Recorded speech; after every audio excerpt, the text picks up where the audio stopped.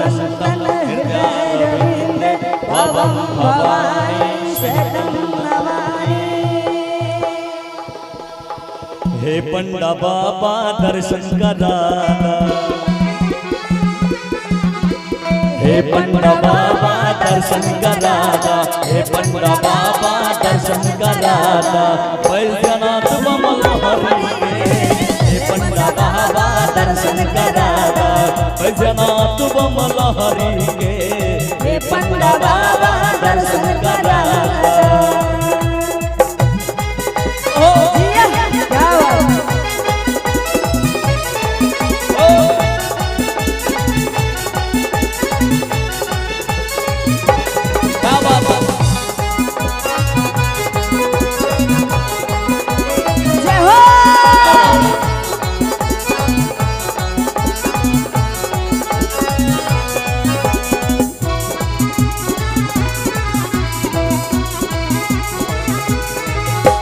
करेला बाबा के तू से बुताई, रौरो दर्शन फलदाई, रौरो दर्शन फलदाई, रौरो दर्शन फलदाई। करेला बाबा के तू से बुताई, रौरो दर्शन फलदाई, रौरो दर्शन फलदाई, रौरो दर्शन फलदाई। ज्योतिर्लिंग तक तू पहुँचा दा, ज्योतिर्लिंग तक तू पहुँचा दा। बैजनाथ बमल हरि के। हे पंडा बाबा दर्शन करा, बैजनाथ बमल हरि के। हे पंडा बाबा दर्शन करा।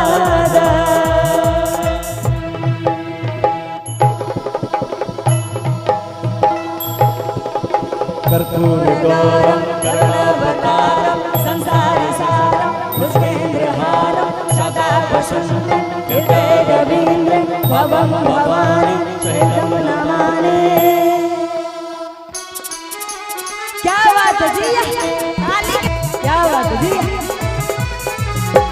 दर्शन का मन में पाभिलाला, तोहरा से बाते हमरा के आशा, तोहरा से बाते हमरा के आशा, तोहरा से बाते हमरा के आशा। दर्शन का मन में पाभिलाला, तोहरा से बाते हमरा के आशा, तोहरा से बाते हमरा के आशा।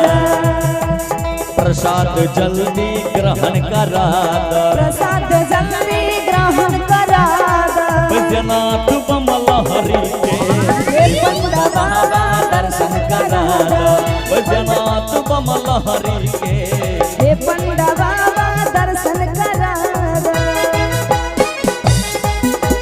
जय हो, क्या बात है।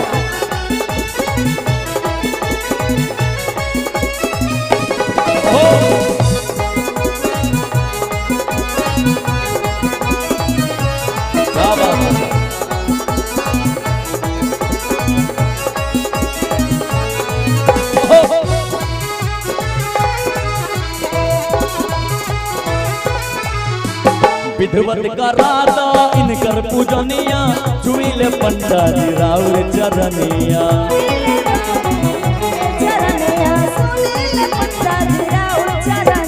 विधवत का राधा इनकर पूजनिया, चुइले पंडा जी राउर चरनिया।